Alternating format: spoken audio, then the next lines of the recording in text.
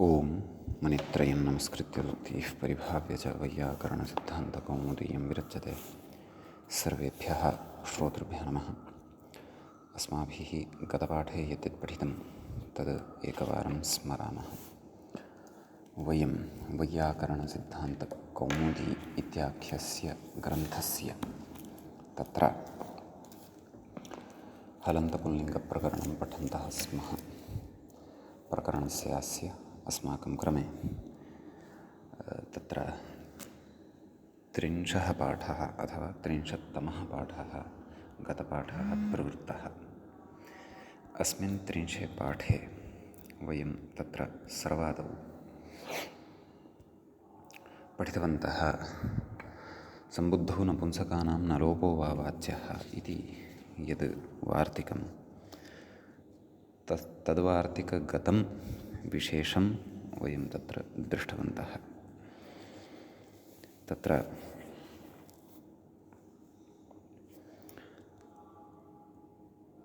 उक्तं यत् न लोपः विकल्पेन भवति नपुंसकानां हे सुपथिन् हे सुपथि इति रूपद्वयं तत्र साधितं। ततः तत्र मूले एव उक्तं यत् न लोपः सुपस्वरसंज्ञा तु विधिषु कृति इति न लोपस्य असिद्धत्वात् ह्रस्वस्य गुणः न इति तत्र उक्तं। यस्मिन् पक्षे न लोपः न भवति वार्तिकमतं पुरस्कृत्य तस्मिन् पक्षे ह्रस्वस्य गुणः इत्यपि न भवति। कुतः? न लोपस्य असिद्धत्वकारणात् इति तत्र उक्तं। तदनन्तरं द्विवचने भत्वाट्टि लोपः इत्युक्तं। सुपथि इति रूपं भवति तत्र। ततः शौ सर्वनामस्थानत्वात् सुपन्थानि इति रूपं च भवति। शौ अर्थात् जसि परतः शसि परतश्च जश्शसो हसिः इति कृत्वा। ततः पुनरपि सुपथि सुपथि सुपन्थानि नाम द्वितीयायामपि इमान्येव रूपाणि भवन्ति। अत्र सम्बोधनं तु दृष्टमेव। ततः सुपथा सुपथे सुपथिभ्याम् इत्यादीनि अन्यानि अपि रूपाणि तत्र अस्माभिः साधितानि। तदनन्तरं तत्र पञ्चन् इत्यादिषु तत्र नकारान्ताः याः संख्याः ताभ्यः परतः जस् इत्यस्य शस् इत्यस्य च लोपार्थं तत्र षड्भ्यो लुक् इत्यस्य सूत्रस्य प्रवृत्त्या भाव्यं। परन्तु तदर्थं षट्संज्ञा नान्तानां वक्तव्या। तदर्थं तत्र सूत्रं पठितं श्नान्ताष्ट इति। तत्र शान्तानान्ता च संख्या षट्संज्ञा स्यात् इति सूत्रस्य अर्थः अस्माभिः दृष्टः। ततः पञ्चन् इत्यस्य षट्संज्ञा दृष्टा। षट्संज्ञायाः विधानानन्तरं तत्र षड्भ्यो लुक् इत्यनेन लुक् विहितः। ततश्च तत्र श्नान्ता षट् नाम शान्ता नान्ता च षट् संज्ञा भवति। नाम तत्र षकारान्तायाः नान्तायाः च संख्यायाः एव षट् संज्ञा इत्युक्तं।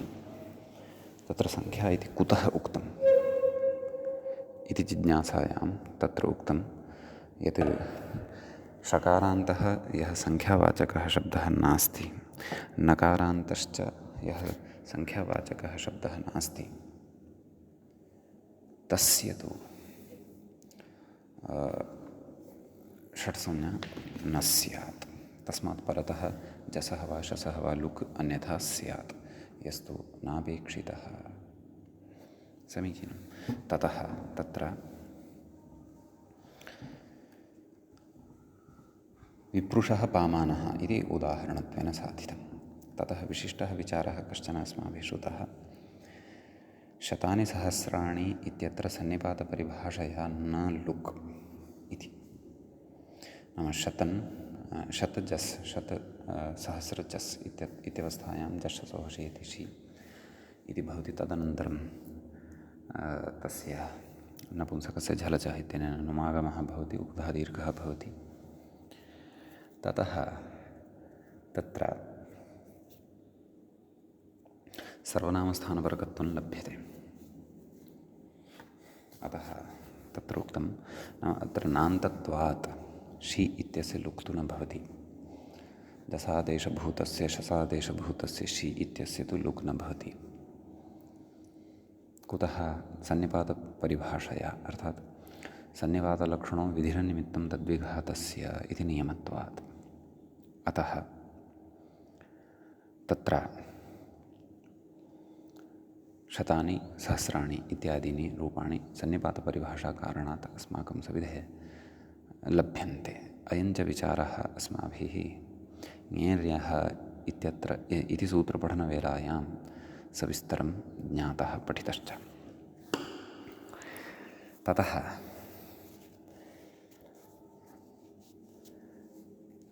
अग्रे उक्तं तत्र सर्वनामस्थानसन्निपातेन कृतस्य नमस्तद्विघातकत्वात् इति। तद् अविघातकत्वात् इत्युक्तं। तद्विघातकत्वात् इति न नुमः तदविघातकत्वात्, नाम सर्वनामस्थानसन्निपातः यः भवति तस्य विघातकः अयं नुम् न भवति। कुतः? तदिदं सन्निपातपरिभाषा बलादेव। एवं किल। ततः तत्र पञ्चभ्यः इत्यादीनि रूपाणि साधितानि।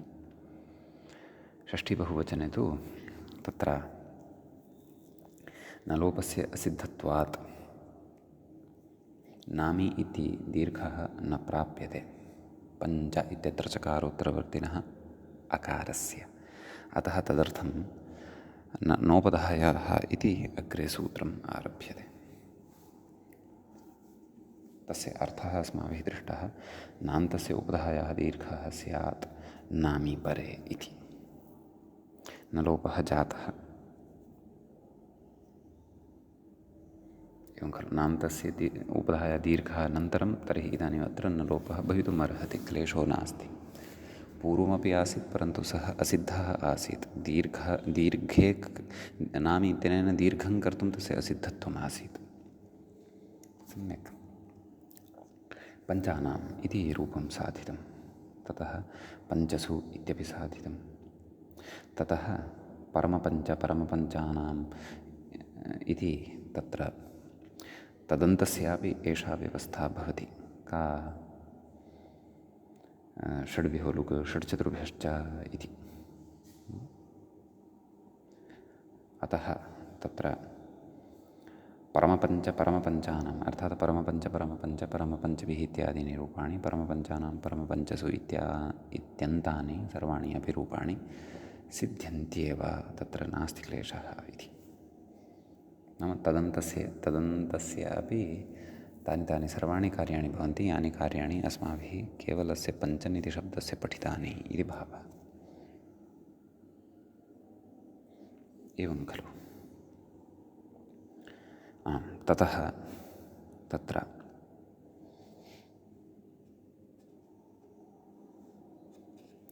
अग्रे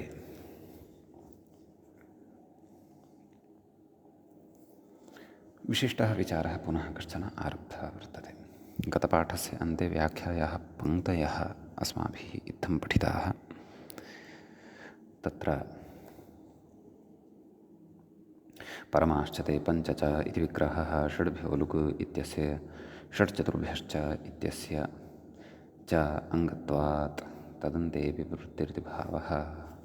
प्रियाः पञ्चयस्य इति बहुव्रीहौ प्रियपञ्चन् शब्दः विशेष्यनिघ्नः त्रिलिङ्गः तस्य पुंवत्वे विशेषमाः इति व्याख्यायाः इमाः पङ्क्तयः गतपाठस्य अन्ते अस्माभिः लक्षिताः।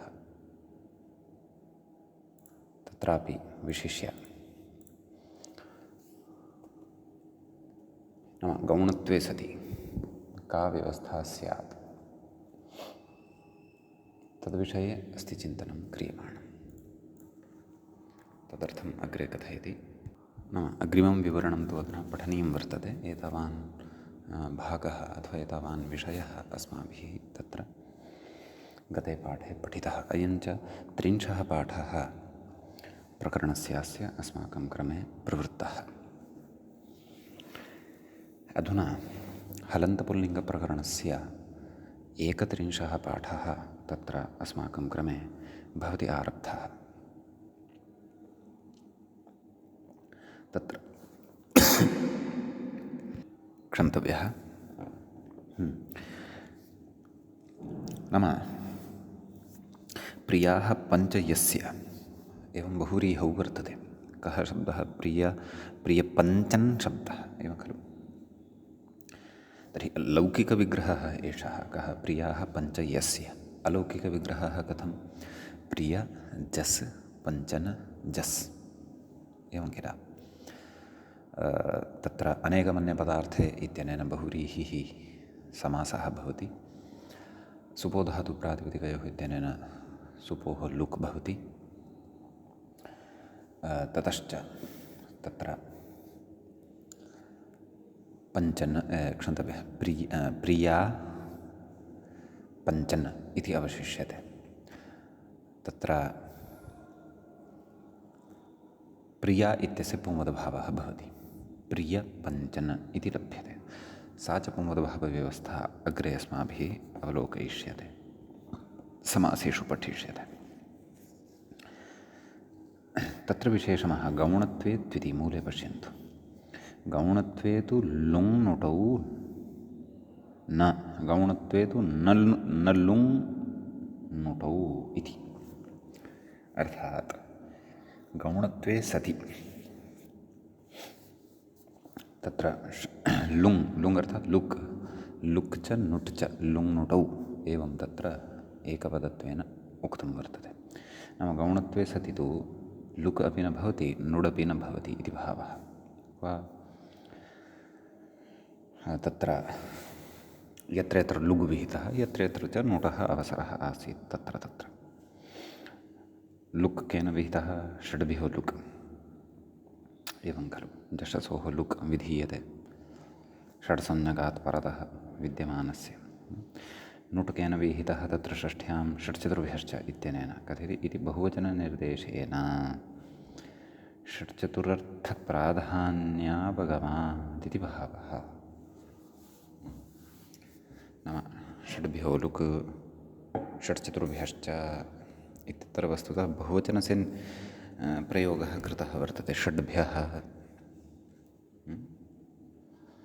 षट्चतुर्भ्यः इति कुतः बहुवचनस्य निर्देशः अपेक्षितो वा इत्येतत् सत्यं। तत्र अभिप्रायः कः वर्तते? तन्नाम यदा नित्यबहुवचनान्तत्वं षट्संज्ञकानां भवति, शान्तानां नान्तानां च, तदा एव तेषां प्राधान्यं भवति। समासकारणात् कदाचित् ते एव सा एव नाम षकारान्ता संज्ञा, षकारान्तः शब्दः यः षट्संज्ञकः वर्तते सः एव च नकारान्तः शब्दः यः षट्संज्ञकः वर्तते। सः यदि एकवचनत्वेन अथवा द्विवचनत्वेन श्रूयमाणः वर्तते तर्हि निश्चयेन एव तस्य प्राधान्यं नास्ति, तस्य गौणत्वं भवति। यथा अधुना अचिरेण एव वयं प्रियपञ्चन् इत्यस्य शब्दस्य प्रियपञ्चा, प्रियपञ्चानौ, प्रियपञ्चानः इत्यादीनि रूपाणि साधयिष्यामः। तर्हि तत्र बहुव्रीहिकारणात् पञ्चन् इत्यस्य तत्र नाम गौणत्वात् तत्र षड्भ्यो लुक् इति अपि न प्रवर्तते, न च तत्र नुडागमः अपि प्रवर्तते इति अयं विषयः षड्भ्यो लुक् षट्चतुर्भ्यश्च इत्यत्र बहुवचनग्रहणद्वारा अपि ज्ञापितः भवति इति तत्र उच्यते।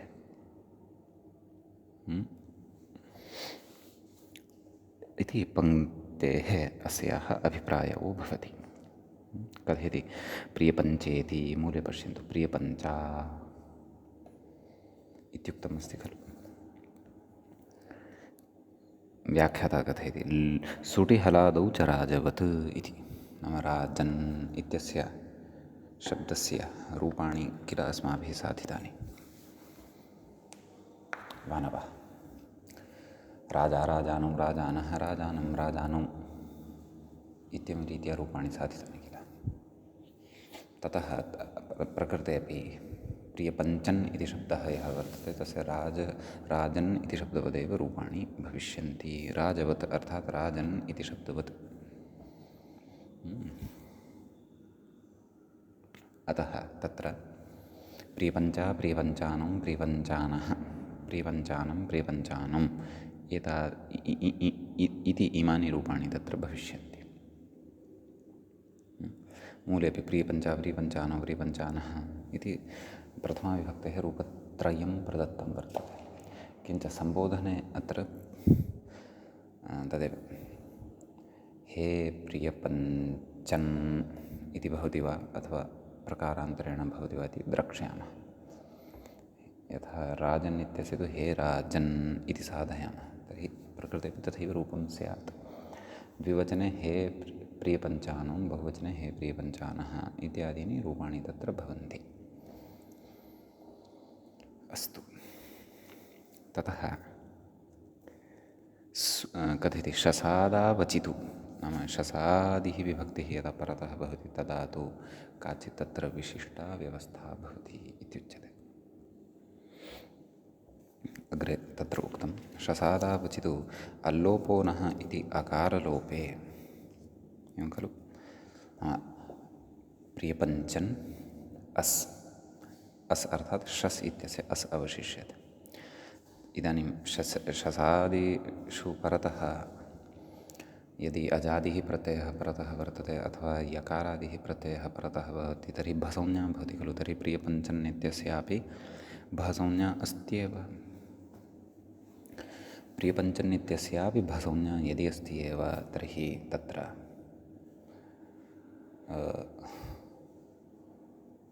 किमिति चेत् अल्लोपो नः इत्यनेन अकारस्य लोपः भवति। सम्यक्। तर्हि तत्र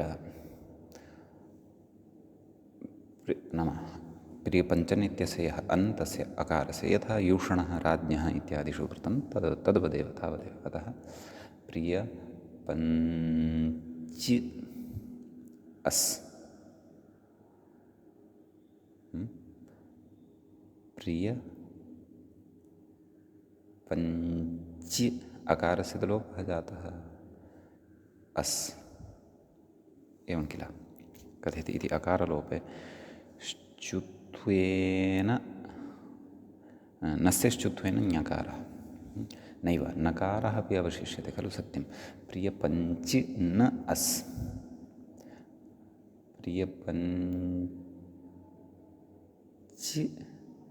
न अस् प्रियपञ्चि नस्। इदानीं तदेव नस्य श्चुत्वेन ञकारः नाम प्रियपञ्चि न यः वर्तते खलु तस्य स्तोः श्चुना योगे श्चुः कः ञ पञ्चि न चकारः एव श्चुः वर्तते। स्तोः श्चुना श्चुः। अतः अस्य नकारस्य स्थाने तत्र श्चुत्वेन ञकारः आगच्छति। प्रियपञ्च ञ अस् प्रियपञ्च्यस्। यतः अधुना मध्ये अकारः नास्ति खलु। चकारनकारयोः मध्ये यः अकारः आसीत् तस्य तु लोपः जातः। अतः प्रकृते प्रियपञ्च नकारस्य श्चुत्वानन्तरं प्रियपञ्च ञ अस् प्रियपञ्च्यस् सस्य ऋत्वविसर्गः सति प्रियपञ्च्यः। यथा राज्ञः तद्वत् प्रियपञ्च्यः प्रियपञ्च्य प्रियपञ्च्यः इति रूपं द्वितीया बहुवचने सिद्धं भवति। एवं खलु। अग्रे उच्यते चकारे तु परे अनुस्वारस्य परसवर्णे नाम चकारः यदा परतः भवति तदा अनुस्वारस्य परसवर्णे ञकारः स्थितः एव एवं किल। तथा च ञकारद्वयमध्ये चकारः कः नाम तत्र चकारे तु परे इति खलु उच्यमानं वर्तते।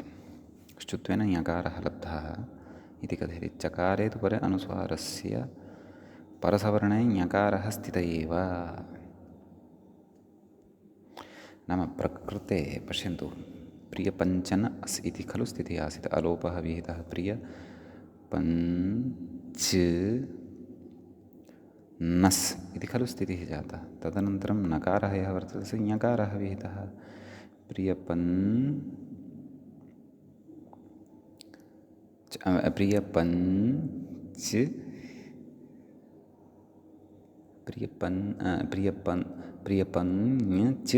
ञ कथित चकारे तु परे नाम चकारः यदा परतः भवति प्रियपञ्च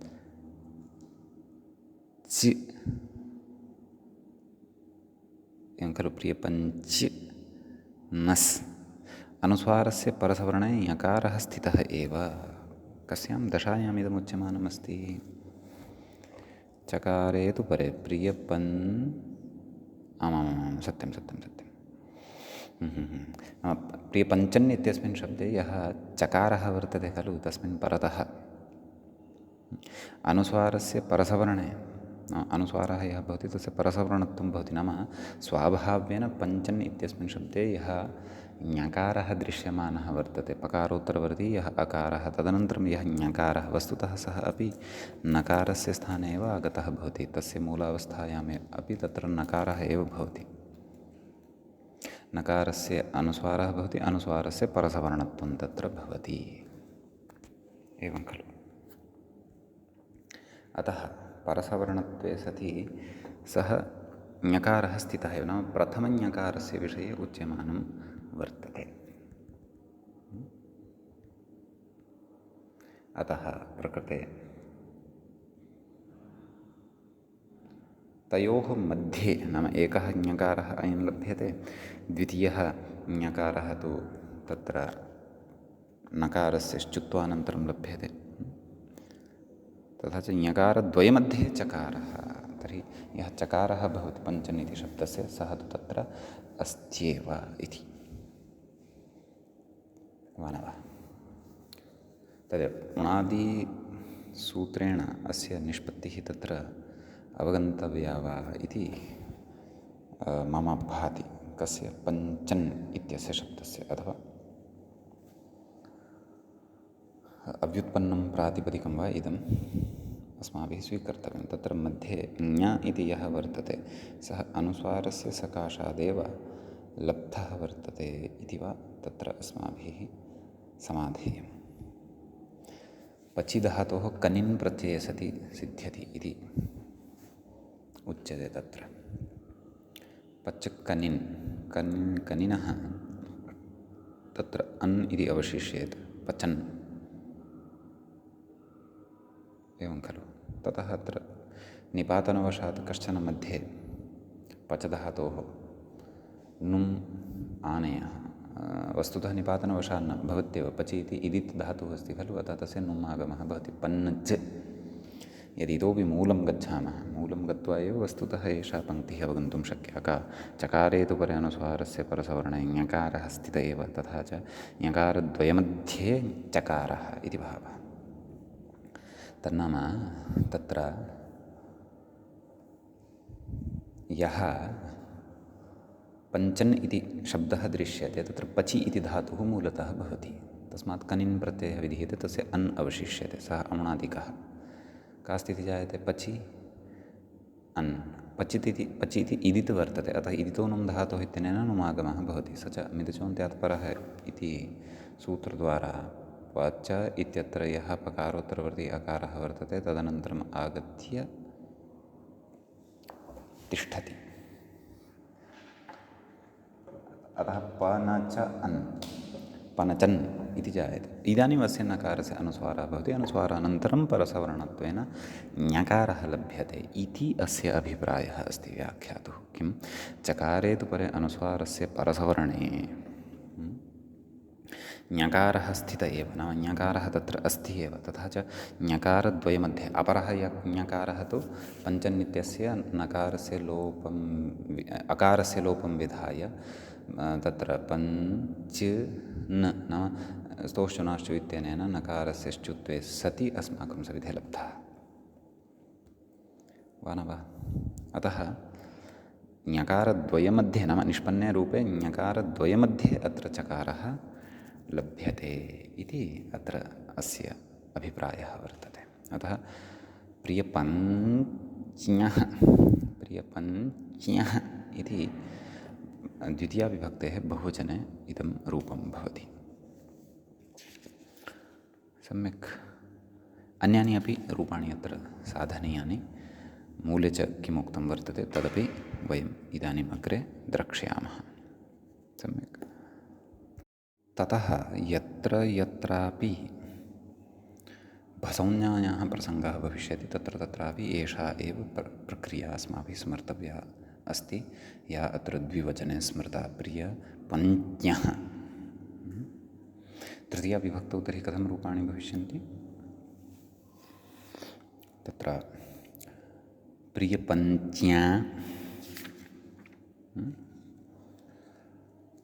किञ्च द्विवचने प्रियपञ्चभ्यां, बहुवचने प्रियपञ्चभिः। अत्र तु भसंज्ञायाः प्रसङ्गः नास्ति, अतः न लोपः प्रातिपदिकान्तस्य इत्यनेन सूत्रेण नकारस्य लोपः भवति, तावदेव।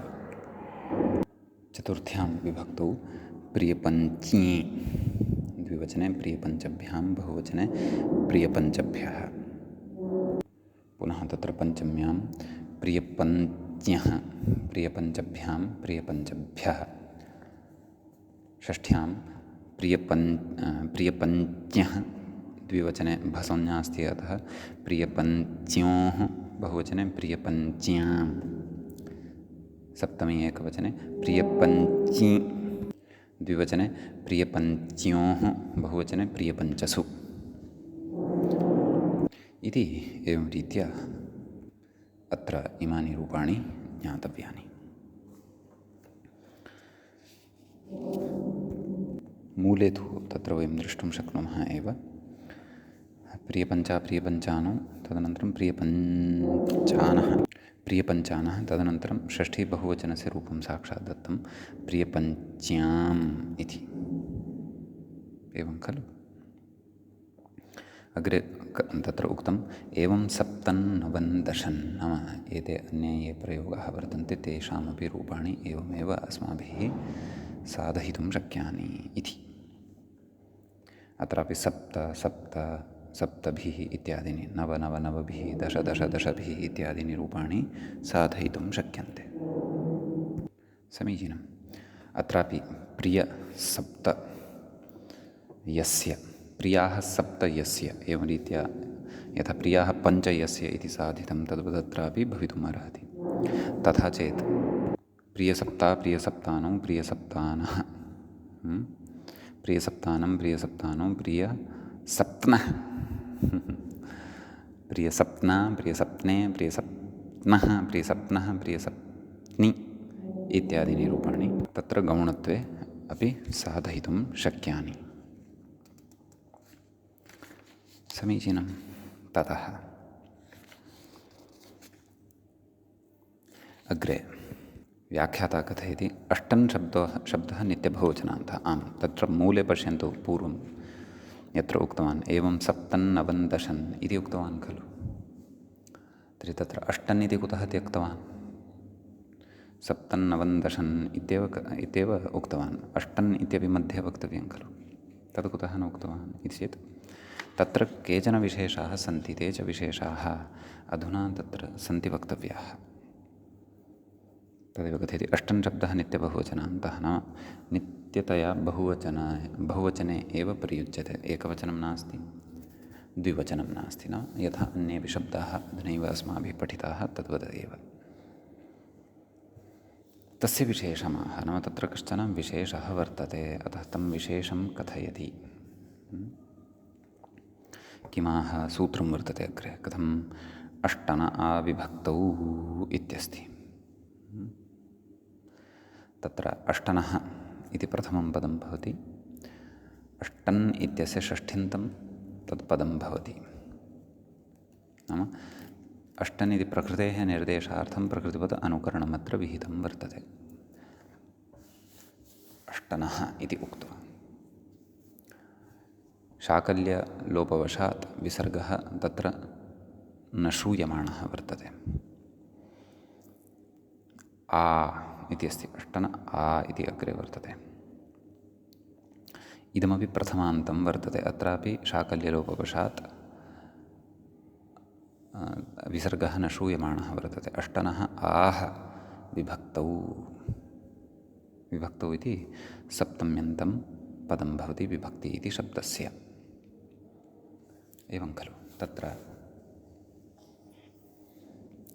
कथयति, रायो हलि इत्यतः हलि इति अपकृष्यते। नाम प्रकृते एव तत्र रायो हलि इति सूत्रं भवति। तदिदं सूत्रं वस्तुतः अग्रिमं सूत्रं भवति। इतः प्राक्तनं सूत्रं नास्ति। अष्टना विभक्तौ इति सूत्रपठनानन्तरं रायो हलि इति सूत्रं पठ्यते। तस्मात् हलि इति अपकृष्यते, नाम तस्य अपकर्षणं क्रियते। नाम गतसूत्रं प्रति तस्य स्वीकारः भवति इति तद् अपकर्षणम् इत्युच्यते सामान्येन। अनुवर्तनं तु इतः पूर्वं यानि सूत्राणि भवन्ति ततः पदानां स्वीकारः अनुवर्तनम् इत्युच्यते। कथयति, तच्च विभक्तेः विशेषणम् इति। नाम विभक्तेः विशेषणं भवति, नाम हलिविभक्तौ अर्थात् यदा तादृशी विभक्तिः परतः भवति यस्याः विभक्तौ आदौ हल् वर्णः भवति। हल् वर्णः नाम व्यञ्जनं भवति। अयञ्च अर्थः तदादिविधिसामर्थ्यात् लभ्यते। तदादिविधिः इत्युक्तं तत्र। नाम तदादिविधिः अत्र भवति इति भावः। तदाह अष्टन आत्वमित्यादिना मूले पश्यन्तु सूत्रार्थः वर्तते कृतः। अष्टनः आत्वं स्यात् हलादौ विभक्तौ। नाम अष्टन् इति यः शब्दः वर्तते तस्य आत्वं भवति। आ इति अत्र दीर्घः आकारः उच्यते। कदा भवति, यदा तत्र तादृशी तादृशी विभक्तिः यदा परतः भवति, या विभक्तिः हलादिः भवति, नाम तस्याः आरम्भे हल् वर्णः भवेत्। यथा भ्यां सुप् सु इत्यादयः भवन्ति तथा। समीचीनम् इति सूत्रस्य अर्थः। अग्रे उच्यते, लक्ष्यं तु वर्तते अस्माकम् अष्टौ इति रूपस्य निर्माणम्। अष्टौ अष्टाभिः अष्टाभ्यः अष्टाभ्यः इत्यादीनि रूपाणि अग्रे साधनीयानि वर्तन्ते। यत्र आ इति श्रूयते मध्ये, अष्टाभ्यः अष्टौ। अष्टौ इत्यत्र तु आ इति न श्रूयमाणं वर्तते, परन्तु औकारस्य आनयने अपि अयम् औ इति तत्र कारणं भवति। तद् अनुपदमेव अग्रे स्पष्टीभविष्यति। अग्रे कथयति, ग्रहणकसूत्रे अणग्रहणेन वारणसामाम्नायिकानाम् एव ग्रहणात् आकारस्य अनण्त्वात् भाव्यमानत्वात् च शुद्धः एव नकारस्य आकारः। अर्थात् अष्टन् इत्यस्य स्थाने यः नकारः वर्तते तस्य स्थाने शुद्धः एव आकारः भवति। यथा पूर्वं पठितम् अस्माभिः पथिमत्रिलोक्षामात् इत्यत्र प्रश्लेषकल्पना काचित् पठिता खलु। अत्र तु प्रश्लेषकल्पना न, अत्र तु प्रकारान्तरेण उच्यमानं वर्तते। एवं खलु किमुक्तं, तदेव नाम ग्रहणकसूत्रे अणग्रहणेन वर्णसामाम्नायिकानामेव ग्रहणात्, नाम तत्र अण् इति गृहीतं वर्तते, अतः तत्र तु वर्णसामाम्नायिकानामेव ग्रहणं क्रियते। आकारस्य अनण्त्वात्, नाम आकारः यः वर्तते तस्य अण्त्वं न भवति तत्र ग्रहणकविषये। एतत् कारणात् अथवा भाव्यमानत्वात् नाम विधीयमानत्वात् शुद्धः एव नकारः आकारः नाम विधीयमानत्वम् अस्य वर्तते इति कृत्वा प्रकृते शुद्धः एव आकारादेशः अस्य नकारस्य स्थाने विधीयते इति भावः। ततः प्रकृते तदेव हलादिः विभक्तिः परतः अपेक्षिता इत्यपि विषयः अत्र द्रष्टव्यः। अर्थात् भिस् इत्यादयः हलादिविभक्तयः याः भवन्ति ततः तस्मिन् परतः अस्य स्थाने आत्वं भविष्यति। अष्ट आ भी सवर्णदीर्घः भविष्यति। अष्टाभिस् सस्य ऋत्विसर्गे सति अष्टाभिः इत्यादीनि रूपाणि च अस्माभिः तत्र साधयिष्यन्ते। सम्यक्। ततः अग्रे कथयति जश्चसोः शिः इत्यतः जश्चसोः इत्यनुवर्तते। नैव अग्रे तु सूत्रम् एव अग्रिमम् आरब्धं वर्तते। अष्टन आविभक्तौ इत्यस्य केवलः अर्थः एव एतावता अस्माभिः पठितः अथवा दृष्टः। इदानीं तत्र अग्रे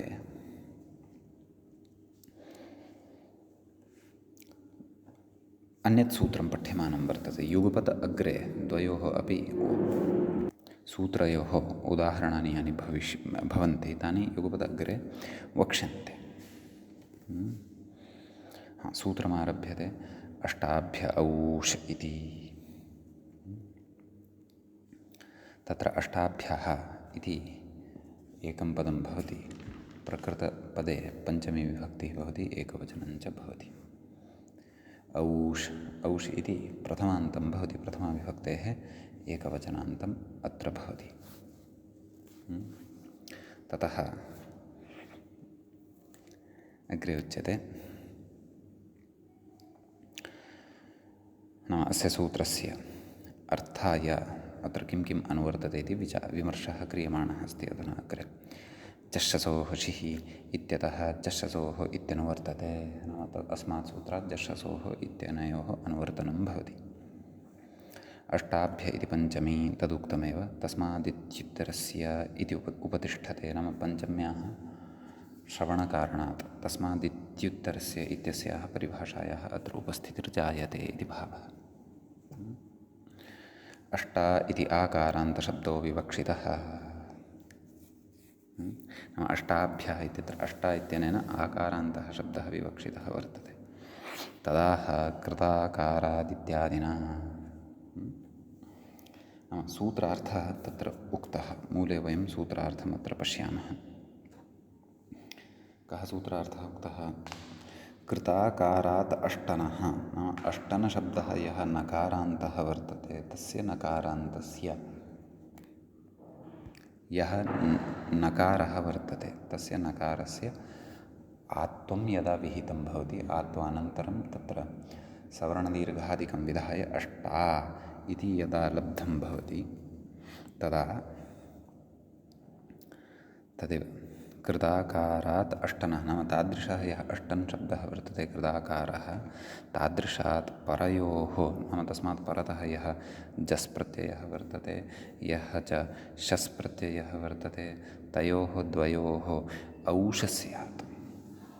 नाम जस् इत्यस्य स्थाने शस् इत्यस्य च स्थाने औष इति आदेशः स्यात् इत्युच्यते। एवं खलु?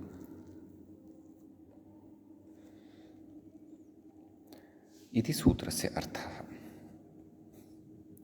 इदानीम् अत्र विशेषेण केचन सिद्धान्ताः ज्ञातव्याः वर्तन्ते। वस्तुतः औषादेशे सति विभक्तौ द्वितीयाविभक्तौ च अष्टौ इत्यपि रूपं तत्र लप्स्यते। एवं किल? अतः तत्र तदेव अष्टन् औ इत्यवस्थायाम् अष्टन् इत्यत्र यः नकारः तस्य स्थाने नकारस्य आत्वं भवति अष्टा औ। एवमेव शसि परतः अपि अर्थात् द्वितीयायां विभक्तौ अपि अतः तत्रापि अष्टा औ इति स्थिते ततः वृद्धिः तत्र करिष्यते। वृद्धौ सत्याम् अष्टौ इति रूपं तत्रापि अस्माभिः साधनीयं भविष्यति। समीचीनं। परन्तु तत्र कथयति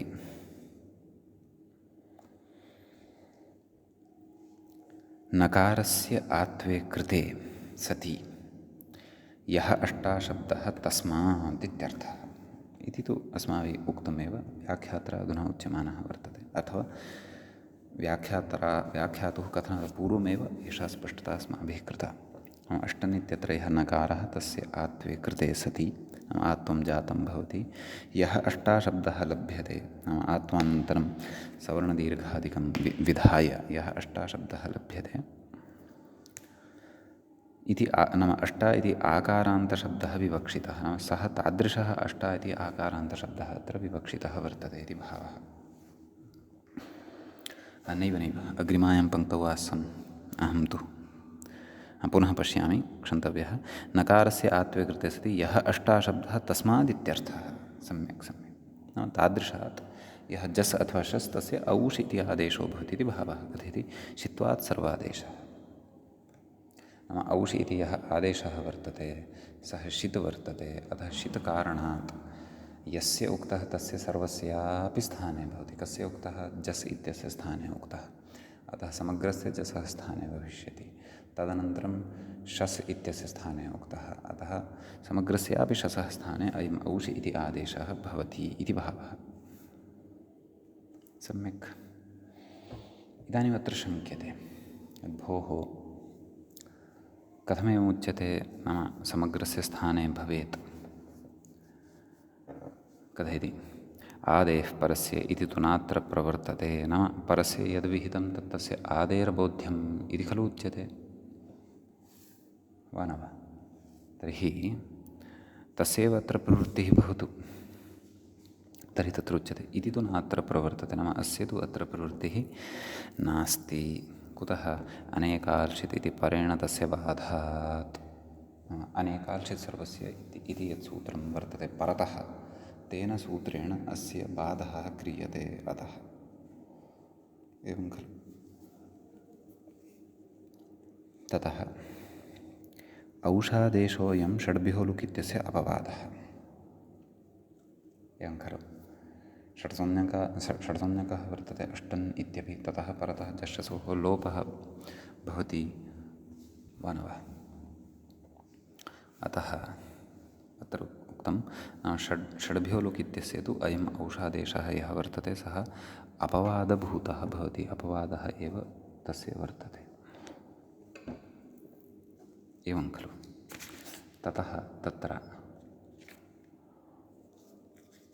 अग्रे कथयति। नाम कश्चन विशिष्टः विचारः अधुना अत्र अग्रे आरब्धो वर्तते।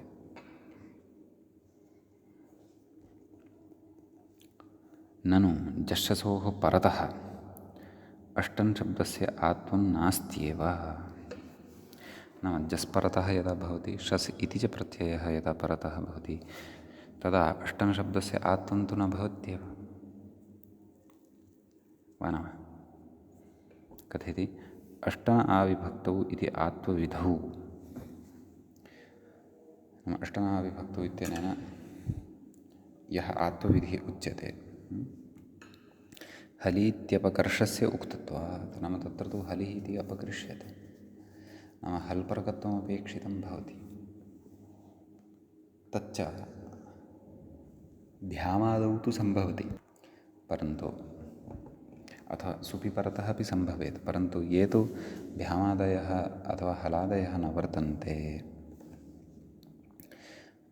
अथवा वर्तते यः, नाम यः न वर्तते, कः? हलादिः अथवा तत्र नाम स्वरादिः च यदि वर्तते, यथा प्रथमाविभक्तेः बहुवचने जस् इति स्वरादिः भवति, द्वितीयाविभक्तेः बहुवचने शस् इत्यपि स्वरादिः एव भवति।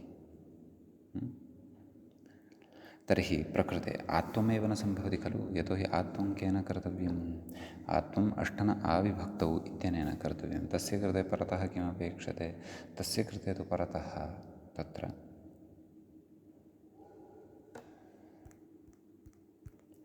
हलादिः विभक्तिः अपेक्षिता भवति। प्रकृते तु हलादिः नास्ति, प्रकृते तु अजादिः वर्तते। कः? जस् अपि च शस् उभयोः अस् अवशिष्यते, अतः अजादी वर्तेते एतौ द्वावपि प्रत्ययौ, तदेव कथयति।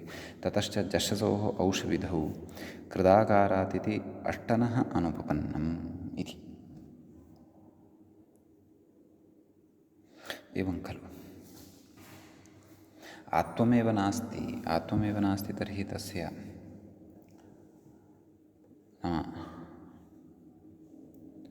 औषि इति आदेशः अपि कथं सम्भवति, यतोहि अष्टाभ्यः औषि इत्यनेन कृदाकारात् अष्टनः परयोः चषसोः औष स्यात् इत्यस्ति उच्यमानम्। तर्हि यदा औष एव नास्ति नैव, तत्र आत्वमेव न जायते अष्टन आविभक्तौ, तत्र तु हल् व्यञ्जनादिः विभक्तिः एव परतः अपेक्षिता भवति। अतः कथं वा प्रकृते औषादेशः भवितुमर्हति वा न? तदेव अत्र पूर्वपक्षः उपस्थापितः भवति। ततश्च जश्शसोः औषविधौ कृदाकारादष्टनः इति कृदाकारात् अष्टनः इति अनुपपन्नम् इति सूत्रेण यदुच्यते सः अर्थः उपपन्नः न भवति, तस्य उपपत्तिर्न जायते। एवं खलु तदाह न? ततः कथयति किं समाधानं कथयति। अष्टभ्य इति वक्तव्ये इत्यादिना मूले पश्यन्तु। अष्टभ्यः इति वक्तव्ये कृतात्वनिर्देशः जश्शसोः विषये आत्वं ज्ञापयति इति वा न वा? अष्टभ्यः इति वक्तव्यमासीत्, तथापि नोक्तवान्, आत्वसहितं युक्तं रूपमत्र उक्तवान्।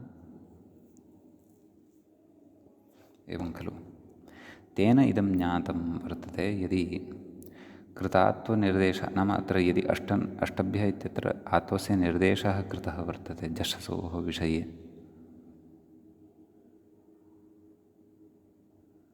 एवं किल, तदा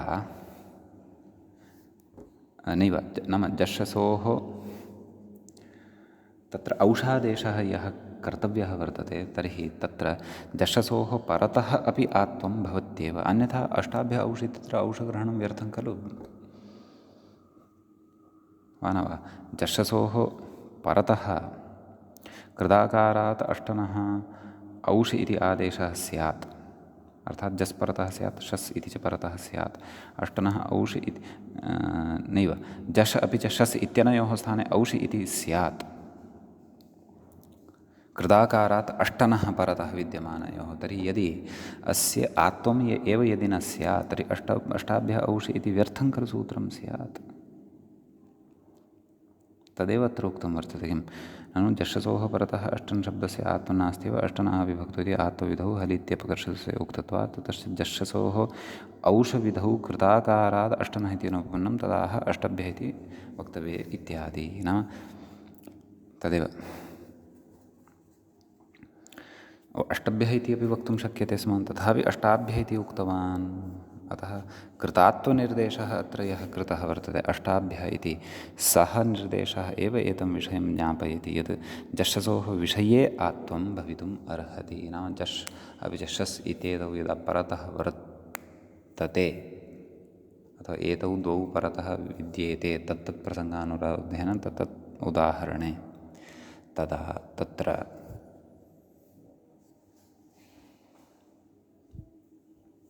तन्नाम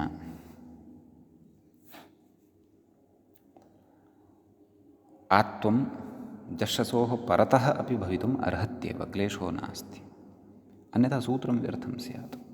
कथयति भ्यसि अष्टभ्यः, अष्टाभ्यः इति रूपद्वये सत्यपि औषविधौ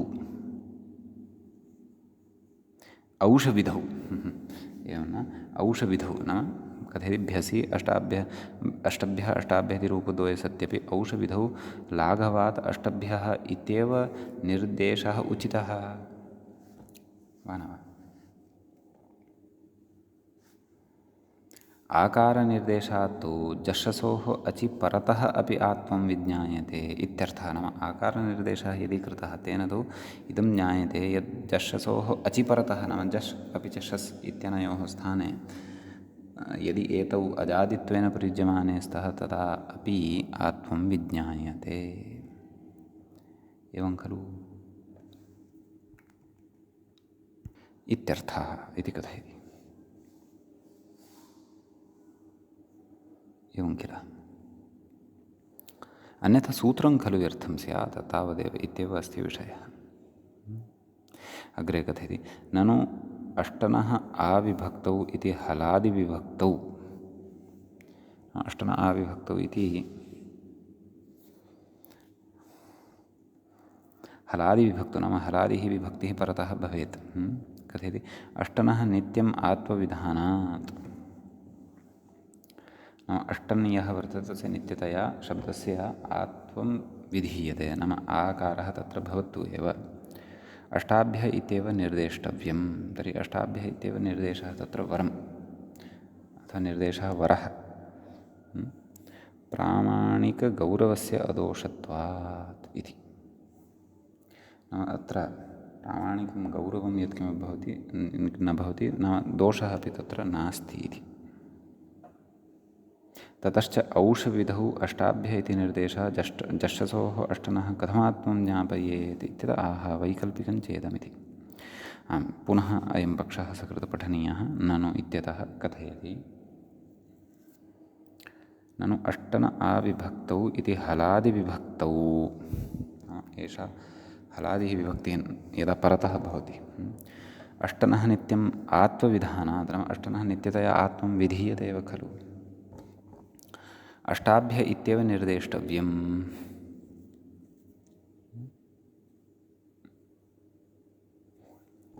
एवं खलु अष्टाभ्यः इत्येवमेव तत्र निर्देशः कर्तव्यः। प्रामाणिकगौरवस्य अदोषत्वात्, प्रामाणिकगौरवं यद् वर्तते, प्रामाणिकगौरवस्य अदोषत्वात्, नाम प्रामाणिकं यद् गौरवं तस्य अदोषः, नाम तत्र दोषः न भवति वा न वा? नाम अत्र इदं चर्च्यमानं वर्तते, इदं यद् आत्वं वर्तते तद्वस्तुतः वैकल्पिकम् अस्ति भोः, नित्यतया न भवति। पक्षे आत्वरहितानि अपि रूपाणि तत्र सिद्ध्यन्ति। एवं खलु? अतएव तत्र नाम इदमेव खलु अत्र आदौ आक्षिप्य अपि च समाधानेन तत्र स्पष्टीक्रियमाणं वर्तते। ननु अष्टन आविभक्तौ इति हलादिविभक्तौ अष्टनः नित्यम् आत्मविधानात्, नाम अष्टन यः वर्तते तस्य नित्यतया आत्मस्य विधानं क्रियते। अष्टाभ्यः इत्येव निर्देष्टव्यम्। एवं खलु अष्टाभ्यः आविभक्तौ इत्येव निर्देशः तत्र कर्तुं शक्यते खलु। प्रामाणिकस्य गौरवस्य अदोषात्, गौरवं च तत्र न स्यात्। प्रामाणिकगौरवस्य अदोषत्वात्, नाम प्रामाणिकेन गौरवं क्रियते इति कृत्वा तत्र दोषः नास्ति। प्रामाणिकः कः? आचार्यः। आचार्यः तु बहुत्र अन्यत्रापि गौरवं करोति एव खलु, परन्तु तत् प्रामाणिकत्वात् सः दोषत्वेन न परिगण्यते।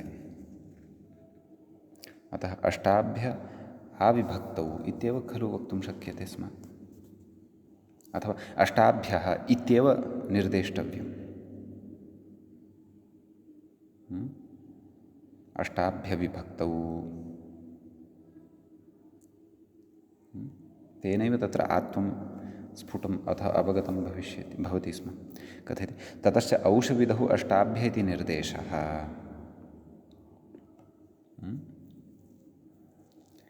औषविधौ तु अष्टाभ्यः इति निर्देशः कृतः वर्तते। अष्टाभ्य औष।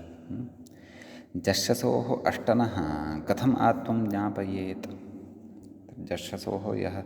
जश्रसोः परतः यः अष्टन् वर्तते तस्य आत्मं कथं ज्ञापयेत्? तत्र कथयति वैकल्पिकं चेदम् इति मूले नाम वैकल्पिकं चेदम् अष्टन आत्वं नाम इदम् अष्टनः यद् आत्वं वर्तते तद् वैकल्पिकं वर्तते, विकल्पेन भवति इति भावः। एवं खलु। कुतः ज्ञापकात् कथयति, ज्ञापकबलात् कथयति अष्टनो दीर्घात् इति सूत्रम्। अष्टनो दीर्घात् इति तत्र सूत्रं भवति। इति सूत्रे दीर्घग्रहणात् ज्ञापकात् इति कथयति। नाम दीर्घान्तात् अष्टनशब्दात् पराः तस्य अर्थं बोधयन् अस्ति। दीर्घान्तात् अष्टनशब्दात् पराः असर्वनामस्थानविभक्तिः नैव, एकवचने अस्ति परा।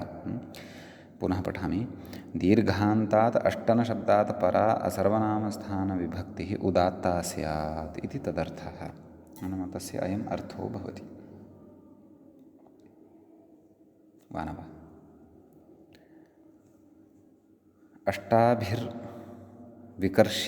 विकर्षति इत्यत्र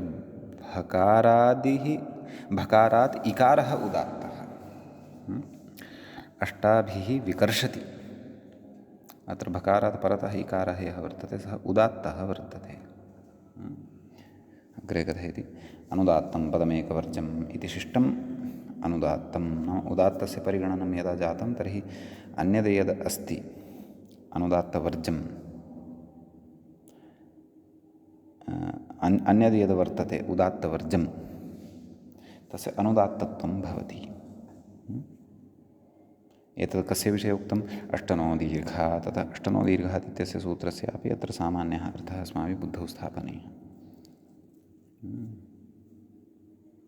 अग्रे कथयति दीर्घात् इति विशेषणात् अष्टभिः इत्यत्र आत्वाभावस्थले भिसः उदात्तत्वं न भवति।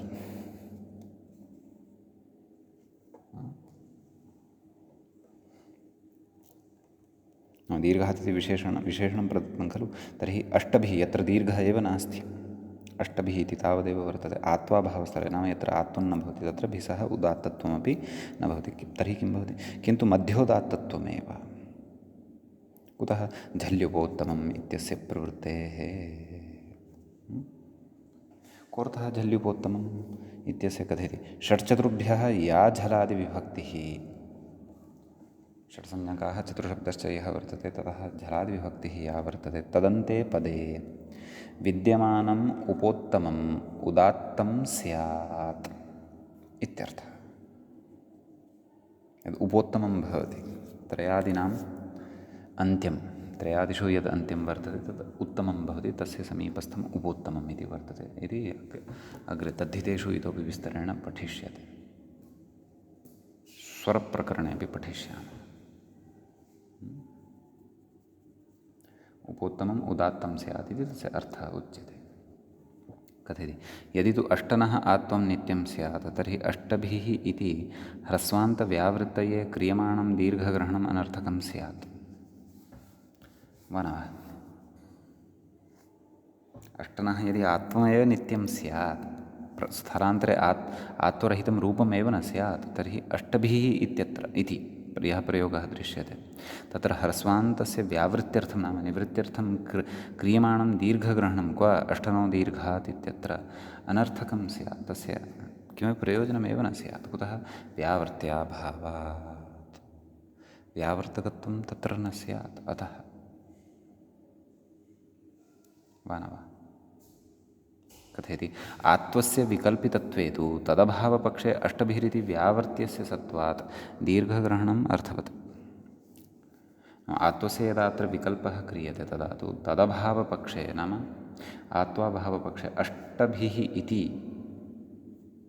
व्यावर्त्यस्य सत्वात् दीर्घग्रहणम् अर्थवत्। नाम अष्टभिः इति प्रयोगः लभ्यते, तस्यापि विद्यमानता भवति, परन्तु अष्टनो दीर्घात् इत्यस्य सन्दर्भे अत एव तत्र ह्रस्वः ह्रस्व अकारयुक्तः अष्टन् इत्यत्र नकारात् पूर्वं च अकारः अस्ति तद्युक्तः तत्र व्यावृत्तः भवति। तत्र अष्टनौ दीर्घात् इति यः स्वरविधिः उक्तः वर्तते तस्य तत्र प्रयोजनं न भवति।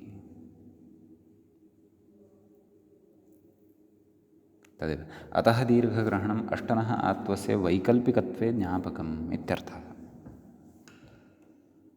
अत एव अत्र यद् दीर्घग्रहणं कृतं वर्तते तद् अष्टनः आत्वस्य वैकल्पिकत्वे ज्ञापकं भवति। नाम अष्टनः आत्वस्य वैकल्पिकत्वम् अत एव भवति इति। समीचीनं। यद्यपि मूलस्य एव स्पष्टीकरणं, परन्तु मूले तु इतोपि संक्षेपेण सरलतया च उक्तं वर्तते। किं पश्यन्तु, अष्टभ्यः इति वक्तव्ये कृतात्मनिर्देशः जश्शसोः विषये आत्वं ज्ञापयति इत्युक्त्वा वैकल्पिकं च इदम् अष्टनः आत्वं कुतः अष्टनो दीर्घात् इति सूत्रे दीर्घग्रहणज्ञापकात्। तावानेव विषयः। एवं खलु।